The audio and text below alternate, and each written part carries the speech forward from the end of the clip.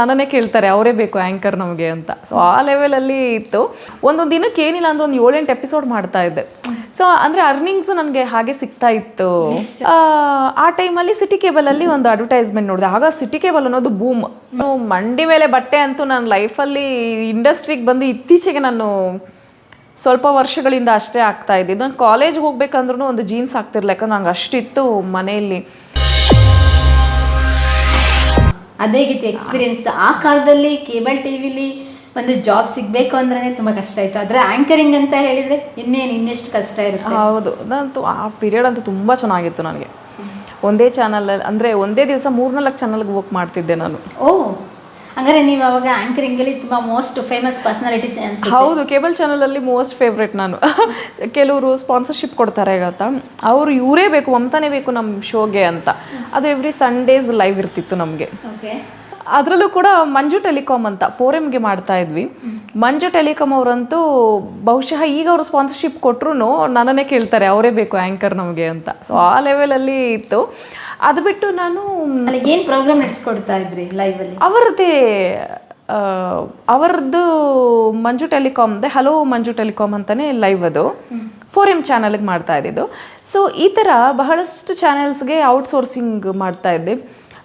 ಶಂಕರ್ ಅಂತ ಫೋಟೋ ಶಂಕರ್ ಅಂತ ಅವರದ್ದು ಆಫೀಸಲ್ಲಿ, ಅದು ಯಾವ ಏರಿಯಾ ಹೇಳ್ತಾರೆ, ನವರಂಗಿಂದ ಸ್ವಲ್ಪ ಮುಂದೆ ಅಲ್ಲಿ ಅವರದ್ದು ಆಫೀಸ್ ಇದೆ. ಅವ್ರ ಹತ್ರನೇ ಎಲ್ಲ ಎಡಿಟಿಂಗ್, ಸೂಟು, ಮಿಕ್ಸಿಂಗ್ ಎಲ್ಲ ಇರ್ತಿತ್ತು. ಒಂದ್ಸಲ ಅವ್ರ ಜೊತೆ ಶೋಗೆ ಅಂತ ಇಲ್ಲಿಂದ ಮೈಸೂರು, ಮಂಡ್ಯ ಅಂದರೆ ಎಲ್ಲ ಹುಬ್ಳಿ ಈ ಥರ ಎಲ್ಲ ಊರುಗಳಲ್ಲಿ ಹೋಗಿ ನಾವು ಶೋಸ್ ಮಾಡ್ತಾಯಿದ್ವಿ. ಒಂದೊಂದು ದಿನಕ್ಕೆ ಏನಿಲ್ಲ ಅಂದ್ರೆ ಒಂದು 7-8 ಎಪಿಸೋಡ್ ಮಾಡ್ತಾ ಇದ್ದೆ. ಸೊ ಅಂದರೆ ಅರ್ನಿಂಗ್ಸು ನನಗೆ ಹಾಗೆ ಸಿಗ್ತಾ ಇತ್ತು. ಎಷ್ಟು ಅರ್ನಿಂಗ್ ಸಿಗ್ತಾ ಇತ್ತು? ಹಾಗೆಲ್ಲ ಕಡಿಮೆ, ಒಂದು ಎಪಿಸೋಡ್ಗೆ 500 ಆ ಥರ. ಅವಾಗ ಅದೇ ಜಾಸ್ತಿ. ಎಷ್ಟು? ಇದು ಎಷ್ಟು ವರ್ಷ? ಅದು 2012-13 ಓಕೆ, 10 ವರ್ಷದಿಂದ. ಅಲ್ಲಲ್ಲ, 2002 15 ಇಯರ್ಸ್ ಆಯಿತು ನಾನು ಇಂಡಸ್ಟ್ರಿಗೆ ಬಂದು. ಅದಕ್ಕೆ ಮುಂಚೆ ನಾನು ಮಾಡ್ತಾ ಇದ್ದಿದ್ದು. ಓಕೆ. ನಿಮ್ಮಲ್ಲಿ ಈಸಿಯಾಗಿ ಒಪ್ಕೊಬಿಟ್ರೆ ಆ್ಯಂಕರಿಂಗ್? ಮೈ ಗಾಡ್, ನಮ್ಮ ಅಪ್ಪಂಗೆ ಸರ್ಪ್ರೈಸ್ ಕೊಟ್ಟಿದ್ದು ನಾನು. ನಮ್ಮ ಅಪ್ಪನ ನಾನು ಹಿಟ್ಲರ್ ಅಂತ ಕರಿತಾ ಇದ್ದೆ. ಅವ್ರು ನನ್ನನ್ನು ಮನೆಯಿಂದ ಆಚೆ ಕಳಿಸ್ತಾನೆ ಇರಲಿಲ್ಲ. ತುಂಬ ಆರ್ಥೋಡಾಕ್ಸ್ ಫ್ಯಾಮಿಲಿ ನಮ್ಮದು. ಸ್ಕೂಲ್ ಕಾಲೇಜ್ ಟೈಮಲ್ಲೂ ನಾನು ಯಾವ ಫ್ರೆಂಡ್ಸ್ ಮನೆಗೆ ಅಂತ ಹೋಗ್ತಿರ್ಲಿಲ್ಲ, ಟ್ರಿಪ್ಗೆ ಅಂತ ಹೋಗ್ತಾ ಇರಲಿಲ್ಲ. ಅಂದರೆ ಒಂಥರ ನಮ್ಮದು ಒಂಥರ ಬೇರೆಯೇ ಕೈಂಡ್ ಆಫ್ ಇದು.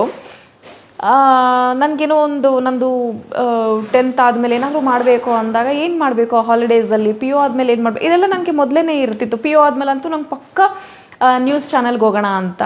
ಅದಕ್ಕೆ ಮುಂಚೆ ಏನು ಮಾಡಬೇಕು, ಇದು ಎಕ್ಸ್ಪೀರಿಯನ್ಸ್ ಕೇಳ್ತಾರಲ್ವ ಅಂತ ಆ್ಯಂಕರಿಂಗ್ದು ಆ್ಯಂಕರ್ ಆಗಬೇಕು ಅಂತ ಹೇಳಿ ನ್ಯೂಸ್ ರೀಡರ್ ಆಗಬೇಕು ಅಂತ ಆದರೆ ಅಂದ್ಕೊಂಡಿದ್ದು. ಬಟ್ ಎಲ್ಲದಕ್ಕೂ ಒಂದೊಂದು ಲಿಂಕಪ್ ಅಂತ ಆಗ್ತಾ ಹೋಯಿತು. ಆ ಟೈಮಲ್ಲಿ ಸಿಟಿ ಕೇಬಲಲ್ಲಿ ಒಂದು ಅಡ್ವರ್ಟೈಸ್ಮೆಂಟ್ ನೋಡಿದೆ. ಆಗ ಸಿಟಿ ಕೇಬಲ್ ಅನ್ನೋದು ಬೂಮ್. 2003 ಆಲ್ಮೋಸ್ಟ್ ನಾನು 2002 ನಾನು ಜಾಯಿನ್ ಆಗಿದ್ದು ಸಿಟಿ ಕೇಬಲ್ಗೆ. ಅವರಲ್ಲಿ ಒಂದು ಅಡ್ವರ್ಟೈಸ್ ಬಂತು, ಲೈಕ್ ಆ್ಯಂಕರ್ಸ್ ಬೇಕಾಗಿದ್ದಾರೆ ನಮ್ಮದು ಪ್ರೋಗ್ರಾಮ್ಗೆ ಅಂತ. ಅದು ಮಧ್ಯಾಹ್ನ 1:30ಗೆ ಲೈವ್, 1:30ಇಂದ 2:30 ಲೈವ್. ಆ ಟೈಮ್ಗೆ ಅಪ್ಪ ಊಟಕ್ಕೆ ಬರ್ತಾರೆ ಮನೆಗೆ. ಒಂದಿನ ಆಡಿಷನ್ಗೆ ಅಂತ ಹೋಗಿದ್ದೆ. ಆಡಿಷನ್ ಕೊಟ್ಬಿಟ್ಟು ಬಂದಿದ್ದೆ. ಅವರಂದ್ರು ನೀವು ಸೆಲೆಕ್ಟ್ ಆಗಿದ್ದೀರಾ, ನಾಳೆಯಿಂದನೇ ಲೈವ್ ಬಂದುಬಿಡಿ ಅಂತ. ವಾಸ್ ಲೈಕ್ ನಾನು ಅಪ್ಪಂಗೆ ಹೇಳಲೇ ಇಲ್ಲ, ಹಾಗೆ ಹೋಗಿದ್ದೆ ಆಡಿಷನ್ ಕೊಡಲಿಕ್ಕೆ. ಬಟ್ ಅಮ್ಮನಿಗೆ ಹೇಳ್ಬಿಟ್ಟು ಹೋಗಿದ್ದೆ ಈ ಥರ ಅಂತ. ಅವಾಗೆಲ್ಲ ನನ್ನ ಸ್ಟ್ರಗಲ್ ಹೇಗಿತ್ತು ಅಂದರೆ ಬಸ್ಗೆ ಹೋಗೋಕ್ಕೂ ಇರ್ತಿರ್ಲಿಲ್ಲ, ಒಂದು ಅಷ್ಟು ದೂರ ನಡ್ಕೊಂಡು ಹೋಗ್ತಾ ಇದ್ದೆ. ಐ ವಾಸ್ ಇನ್ ಶ್ರೀರಾಮ್ಪುರದಿಂದ ಸಿಟಿ ಕೇಬಲ್ಲು ಶೇಷಾದ್ರಿಪುರಂ ಒಳಗಡೆ ಇರ್ತಿತ್ತು. ನಡ್ಕೊಂಡೇ ಹೋಗ್ತಾ ಇದ್ದೆ, ನಡ್ಕೊಂಡೇ ಬರ್ತದೆ. ಯಾಕಂದ್ರೆ ನನಗೀಗ ದುಡ್ಡು ಕೇಳಬೇಕಂದ್ರೂ ಯಾಕೆ ಏನು ಅಂತ ಕೇಳ್ತಾರೆ, ಹೇಳಬೇಕಲ್ವಾ. ಸೊ ಹಾಗಾಗಿ ನಡ್ಕೊಂಡು ಹೋಗಿ ನಡ್ಕೊಂಡು ಬಂದಿದ್ದು. ಅದೆಲ್ಲ ಒಂಥರ ಸ್ವೀಟ್ ಮೆಮೊರೀಸ್. ಅವ್ರು ನಾಳೆಯಿಂದನೇ ಬನ್ನಿ ಅಂತ ಹೇಳಿದ್ದು. ನಾನು ಅವ್ರಿಗೆ ಎಸ್ ಅಂತಲೂ ಹೇಳೋಕ್ಕಾಗ್ತಿಲ್ಲ, ನೋ ಅಂತಲೂ ಹೇಳೋಕ್ಕಾಗ್ತಿಲ್ಲ. ಓಕೆ ಅಂತ ಹೇಳ್ಬಿಟ್ಟು ಬಂದೆ. ಆಮೇಲೆ ನಾನು ಅಪ್ಪಂಗೆ ಹೇಳಬೇಕಲ್ಲ, ಹೇಗೆ ಹೇಳಬೇಕು ಅನ್ನೋದು ಗೊತ್ತಾಗಲಿಲ್ಲ. ನೆಕ್ಸ್ಟ್ ಡೇ ಅಪ್ಪ ನಿನ್ನ ಮನೆಗೆ 1 ಗಂಟೆಗೇ ಬಂದುಬಿಡು ಅಂತಂದೆ. ಯಾಕೆ, ಏನು ಊಟಕ್ಕೆ? ಇಲ್ಲಪ್ಪ ನೀನು 1 ಗಂಟೆಗೇ ಬಂದುಬಿಡು ಅಂತ. ಅವರು ಬಂದರು. ನಾನು ಹೋಗಿದ್ದೀನಿ 11:30ಗೆ ಮನೆ ಬಿಟ್ಟು ಹೋದೆ. ಯಾಕೆ ನಾನು ನಡ್ಕೊಂಡು ಹೋಗಬೇಕಲ್ಲ, ಅಟ್ಲೀಸ್ಟ್ ನಂಗೆ 1 ಅವರ್ ಟೈಮ್ ಬೇಕಿತ್ತು. ನಡ್ಕೊಂಡು ಹೋಗಿದ್ದು. ಆಮೇಲೆ TV ಹಾಕಿದ್ರೆ TV ಯಲ್ಲಿ ನಮ್ಮ ಏರಿಯಾನಲ್ಲಿ ಇರೋರೆಲ್ಲ ನೋಡಿದ್ದಾರೆ. ನಾವು ಅಪ್ಪ ಏನು ಅಂತ ಅವ್ರು ಶಾಕು. ನಾನು ಅಂದ್ಕೊಂಡೆ ಶೋ ಮುಗಿಸ್ಕೊಂಡು ಮನೆಗೆ ಹೋದ್ಮೇಲೆ ಸರಿಯಾಗಿ ವಾಣಿಸ್ತಾರೆ ನಮ್ಮಪ್ಪ ಅಂತ. ಬಟ್ ವಟಾರದಲ್ಲಿರೋರೆಲ್ಲ ಅಪ್ರಿಷಿಯೇಟ್ ಮಾಡಿದ್ರು, ಚೆನ್ನಾಗಿತ್ತು ನೋಡಿದೆ ಅಂತ. ನಮ್ಮ ಅಪ್ಪನೂ ಏನೂ ಮಾತಾಡಲಿಲ್ಲ, ಚೆನ್ನಾಗಿತ್ತು ಅಂತ ಅಂದರು. ಸೊ ಲೈಕ್ ಅಲ್ಲಿಂದ ಶುರು ಆಯಿತು ನನ್ನ ಕೆರಿಯರ್.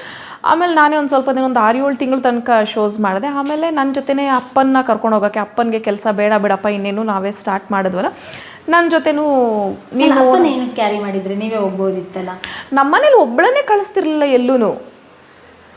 ನನಗೆ ಕಾಲೇಜ್ಗೇನು ನಮ್ಮಪ್ಪ ಬಿಟ್ಬಿಟ್ಟು ಬರೋರು, ನನಗೆ ಆನ್ ದ ವೇ ಬರ್ತಾ ನಮ್ಮ ಅಣ್ಣ ಕರ್ಕೊಂಡು ಬರೋನು, ನಡ್ಕೊಂಡೇ ಹೋಗ್ತಿದ್ದೆ, ನಡ್ಕೊಂಡೇ ಬರ್ತಿದ್ದೆ, ಅವರು ನನ್ನನ್ನು ನಡ್ಕೊಂಡೇ ಕರ್ಸ್ಕೊಂಡು ನಿಮ್ಗೇನಾದ್ರೂ ಆ ಟೈಮಲ್ಲಿ ಸೇಫ್ ಅಲ್ಲ ಅನ್ನಿಸ್ತಾ?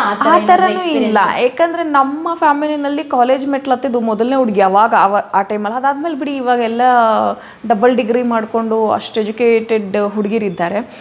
ಅಂದರೆ ಆಗ್ಲೂ ನಾನೇ ಫಸ್ಟ್ ಕಾಲೇಜ್ಗೆ ಅಂತ ಅಂದ್ರೂ ಬೇಡ ಅಂತಲೇ ಹೇಳ್ತಿದ್ರು ನಮ್ಮಪ್ಪ, ಕಾಲೇಜು ಬೇಡ ನಿನ್ಗೆ 10ನೇ ಕ್ಲಾಸೇ ಸಾಕು ಅಂತ. ನನ್ನ ಸ್ಕೂಲ್ ಟೀಚರ್ಸ್ ಕರೆದು ಎಲ್ಲರೂ ಹೇಳಿದ್ಮೇಲೆ, ತುಂಬ ಒಳ್ಳೆ ಹುಡುಗಿ ಚೆನ್ನಾಗಿ ಓದ್ತಾಳೆ ಅಂತ ಹೇಳಿದ್ಮೇಲೆ, ಅವ್ರು ಫೋರ್ಸ್ ಮಾಡಿದ್ಮೇಲೆ ನನ್ನ ಕಾಲೇಜಿಗೆ ಸೇರಿಸಿದ್ದು.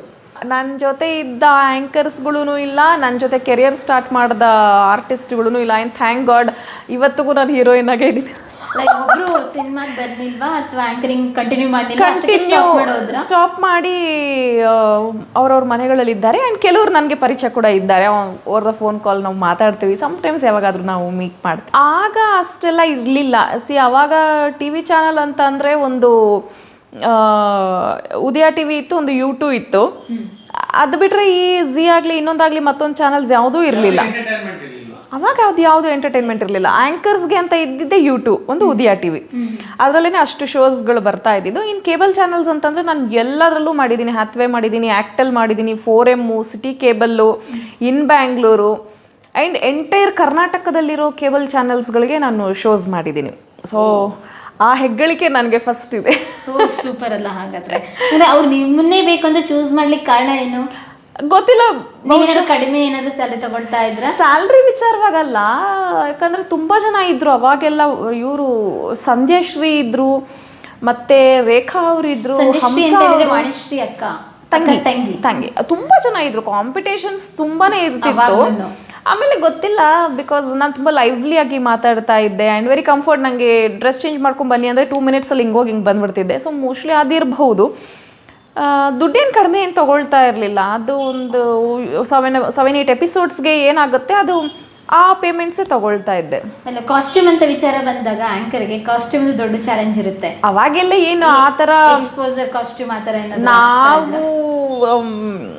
ನಾನು ಆ್ಯಂಕರ್ ಆಗಿದ್ದ ಟೈಮಲ್ಲಿ ಏನು ಆ ಥರ ಏನು ಹೀಗೆ ಬಟ್ಟೆ ಹಾಕಬೇಕು ಹಾಗೆ ಬಟ್ಟೆ ಹಾಕಬೇಕು ಆ ಥರದ್ದು ಏನೂ ಇರಲಿಲ್ಲ. ಆಗ ನಾನು ಏನೇನು ಬಟ್ಟೆ ಎಲ್ಲ ಯೂಸ್ ಮಾಡಿದ್ದೀನಿ ಅದು ನಮ್ಮ ಅಮ್ಮನೇ ಹೊಲ್ದು ಕೊಟ್ಟಿದ್ದ ಬಟ್ಟೆಗಳು. ನನ್ನ ಫ್ಯಾಮಿಲಿ ಸ್ಟೇಟಸ್ ಆಗಿತ್ತು ಆಗ.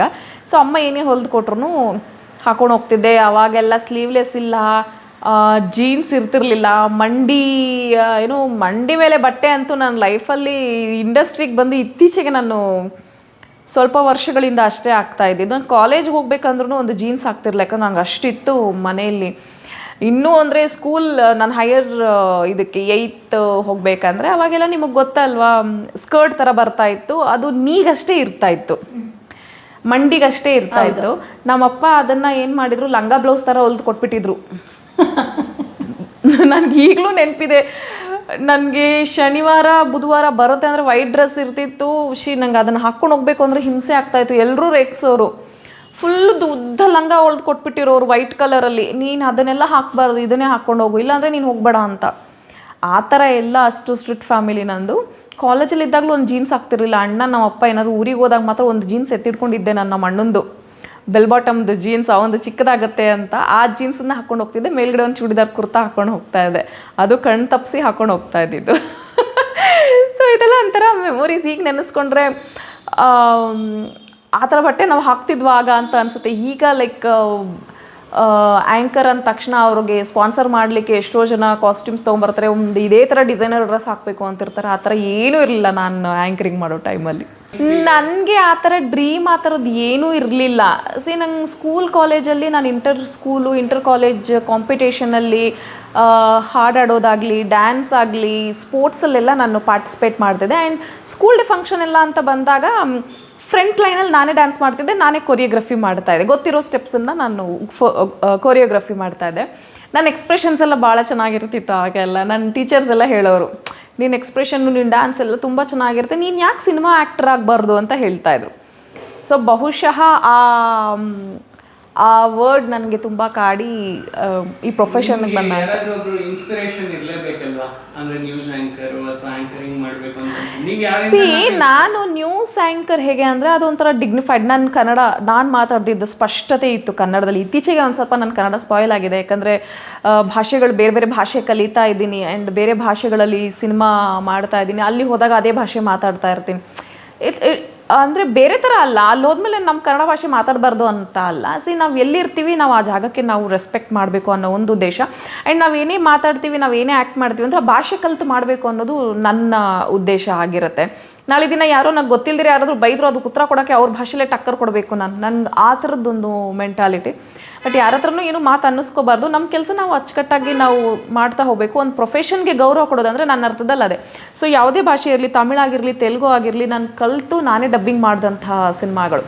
ಇತ್ತೀಚೆಗೆ ನಾನು ಮದುವೆ ಆದಮೇಲೆ ತುಳು ಭಾಷೆ ಅದನ್ನು ಕೂಡ ಕಲಿತಾ ಇದ್ದೀನಿ. ಕೆಲವೊಂದು ಸಲ ನನಗೆ ಒಂದೊಂದು ಕನ್ನಡದ ಪದ ಒಂದೊಂದು ಸಲ ಯಾವ ಭಾಷೆ ನಾನು ಮಾತಾಡ್ತಿದ್ದೀನಿ ಅನ್ನೋದು ಗೊತ್ತಾಗಲ್ಲ, ಇಷ್ಟು ಮಿಕ್ಸ್ ಆಗಿಬಿಟ್ಟಿರುತ್ತೆ ನನ್ನ ಭಾಷೆಗಳು.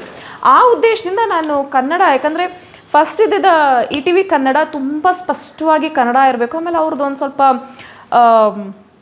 ಆ್ಯಂಕರ್ ಅಂದರೆ ಒಂಥರ ಸೀರೆ ಉಟ್ಕೊಂಡು ಒಂಥರ ತುಂಬ ರೆಸ್ಪೆಕ್ಟಿವ್ ಇರ್ತಿತ್ರ. ಸೊ ಹಾಗಾಗಿ ನನಗೆ ಅಲ್ಲಿ ಆ್ಯಂಕರಿಂಗ್ ಮಾಡಿದ್ರೆ ಚೆನ್ನಾಗಿರುತ್ತೆ ಅಂತ. ಬಟ್ ಅವ್ರಿಗೆ ಫೋನ್ ಮಾಡಿದಾಗ ಅವ್ರು ಹೇಳಿದ್ದು ನೀವು ಹೈದ್ರಾಬಾದಿಗೆ ಬರಬೇಕು ಅಂತ. ಆ ಆಸೆ ಅಲ್ಲಿಗೆ ಮಟಾಶ್. ಓಕೆ. ಸೊ ಹಾಗಾಗಿ ನಾನು ಇಲ್ಲಿ ಆ್ಯಂಕರಿಂಗ್ದು ಟ್ರೈ ಮಾಡ್ಬೋದಿತ್ತಲ್ಲ ಡಿಡಿ. ನನಗೆ ಅಷ್ಟೆಲ್ಲ ಅವಾಗೆಲ್ಲ ಐಡಿಯಾ ಇರಲಿಲ್ಲ, ನಮ್ಗೆ ಏನು ಕಾಂಟ್ಯಾಕ್ಟ್ಸು ಇರಲಿಲ್ಲ. ಈಗ ಯಾರಿಗೂ ಕಾಂಟ್ಯಾಕ್ಟ್ ಮಾಡಿ ಅಂದರೆ ಯಾವುದೋ ಒಂದು ಕಾಂಟ್ಯಾಕ್ಟ್ ಮೂಲಕ ಹೋಗ್ಬೋದು. ಬಟ್ ಆಗ ಅಂತಂದರೆ ಲೈಕ್ ನಮ್ಗೆ ಏನು ಬಂದಿರುತ್ತೆ ಅಷ್ಟೇ. ಅವಾಗೆಲ್ಲ ನಮಗೆ ಏನೂ ಗೊತ್ತಿಲ್ದಿರೋ, ಯಾವ ಪ್ರೊಫೆಷನ್ಗೆ ಸಂಬಂಧನೇ ಇಲ್ದಿರೋರು ಯಾರನ್ನು ಕಾಂಟ್ಯಾಕ್ಟ್ ಮಾಡೋಕ್ಕೆ ಸಾಧ್ಯ ಆಗುತ್ತೆ. ಅಷ್ಟು ಇರಲಿಲ್ಲ ಆಗ. ತುಂಬ ಲೈಕ್ ಕೈ ಬೆರಳೆಣಿಕೆಯಷ್ಟು ಚಾನೆಲ್ಸ್ಗಳು, ಆ್ಯಂಕರ್ಸ್ಗಳು, ಆರ್ಟಿಸ್ಟ್ಗಳು ಅಷ್ಟೇ ಇದ್ದಿದ್ದು ಆಗ.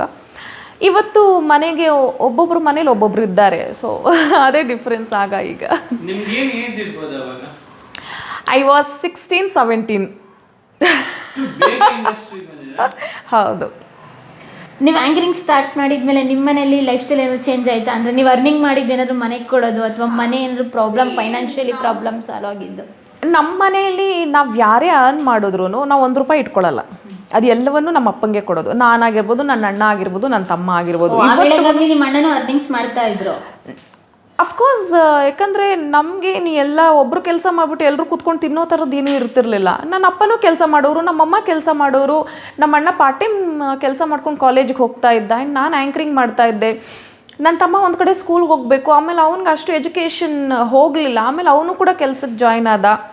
ಆಮೇಲೆ ಅವ್ನು ITI ಕಂಪ್ಲೀಟ್ ಮಾಡ್ಕೊಂಡ. ಎಷ್ಟೋ ವರ್ಷ ಆದಮೇಲೆ ಅವ್ನಿಗೆ ಓದಬೇಕು ಅಂತ ಅನಿಸ್ತು. ಆಮೇಲೆ ಅವ್ನು ITI ಕಂಪ್ಲೀಟ್ ಮಾಡ್ಕೊಂಡ. ಸೊ ಹೀಗೆ ಎಲ್ಲರೂ ಒಂದಲ್ಲ ಒಂದು ಕೆಲಸ ಮಾಡ್ತಾ ಇದ್ವಿ.